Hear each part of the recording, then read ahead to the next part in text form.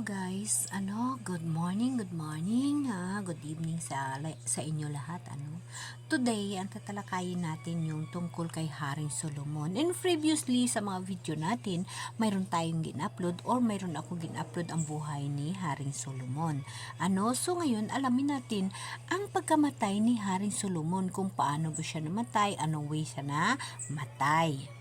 Again, si Haring Solomon, isa siya sa pinakamayaman at matalino noong panahon na binigay sa kanya ng ating mahal na Diyos. Kasi sila yung mga tao noong unang panahon sa panahon ng ating mahal na Diyos. So dahil siya ay mayaman, matalino, ay binigyan siya ng pabor ng ating mahal na Diyos para mamuno at nagiging hari siya. Yung mga previous na kanyang kwento ay naa-upload na natin. Ngayon talakayin natin ang kanyang pagkamatay. So guys, sa inyong kaalaman, si Solomon ay namatay pagkatapos ng mahabang panahon ng kanyang paghahari sa Israel. Ang kanyang kamatayan ay makikita natin sa 1 Hari 11 verse 42 and 43. So, bali si Haring Solomon ay nagserbisyo sa loob ng 40 taon mula na humigit kumulang 1970 hanggang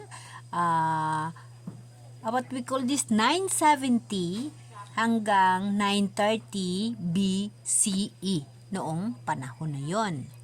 So, matapos ang kanyang kamatayan, ang nagpalit sa kanya ay si Rehoboam, yung kanyang isang anak. So, bali, yun ang nagpalit ng kanyang trono ng paghahari, no?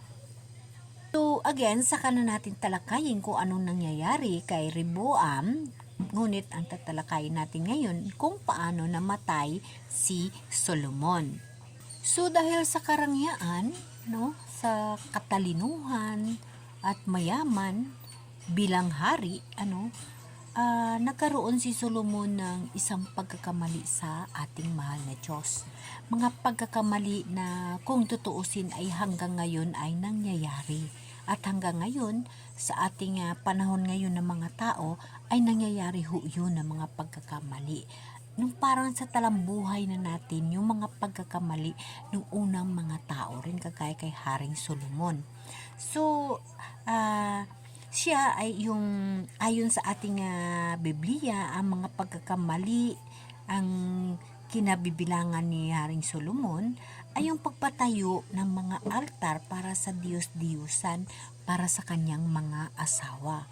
So maraming asawa si Haring Solomon. Yon ay isang labag sa batas ng Diyos. Andin yung pagsimba sa mga Diyos-Diyusan.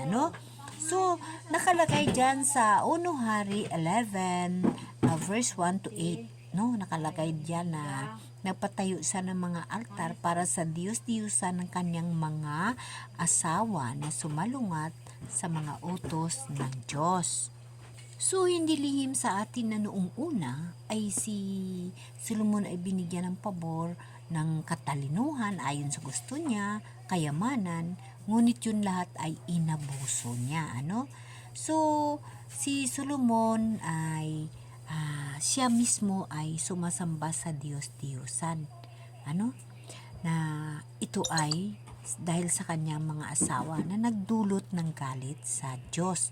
Ito siya ay makikita natin sa 1 Hari 11 verse 9 to 13, na sumamba sa mga Diyos-Diyusan ng kanyang mga asawa. So, ibig sabihin, maraming asawa si Solomon. So, hari siya. So, sa ngayong panahon, ganun pa rin ang nangyayari sa mundo natin, di ba? Hanggang ngayon ay nanatili na ganun yung mga ginagawa ng mga tao. Ngunit yun lahat ay ayaw ng Diyos. Nagagalit ang Diyos sa mga ganong pamahagi ng sanlibutan na kamunduhan. So, ang mga pagkakamali ni Solomon nagdulot ng resulta ng kinabilangan ng mga paghati ng kaharian ng Israel. So dahil sa mga pagkakamali ni Solomon, nahati ang Israel sa kaharian ng Juda dahil sa matinding pagkakamali na ginawa niya, no? Ito siya ay makikita sa Lumang Tipan, Unong Hari 12 verse 1 to 24, ano? Yung hati ng dalawang bahagi ng kaharian ng Israel, ano? So, kaharian ng Juda.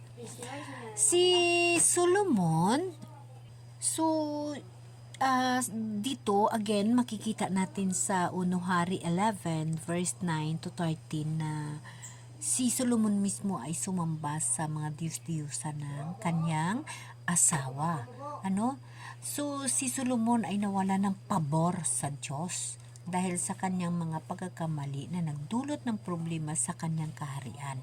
So ganun pa man guys na hanggang ngayon yung buhay ng tao sa kaharian, sa mga prinsipe, sa mga ibang sa pangyayari sa mundo ay mayroon pa rin mga hari, no? May mga dubli-dubling asawa. Yun ho ay labag sa what we call this, sa tinatawag na hukom ng Diyos, no? Sa kabuunan, ang mga pagkakamali ni Solomon ay nagdulot ng resulta ng pagbabago ng kasaysayan ng Israel at nagdulot ng mga problema sa kanyang kaharian. So, ganun ho guys, no? Dahil nga sa kanyang ginawa, so malaki rin ang nagiging epekto. So, titingnan natin kung ano nangyari sa pamumuno ng kanyang anak kasi ang anak niya ang nagpalit nahati na yung Israel sa dalawang kaharian. So, yung pagtatagumpay niya ay naaayon yun o naiugnay sa kanyang pagtitiwala sa Diyos. Ngunit, sa huling bahagi ng kanyang buhay, si Haring Solomon ay nahulog sa mga pagkakamali.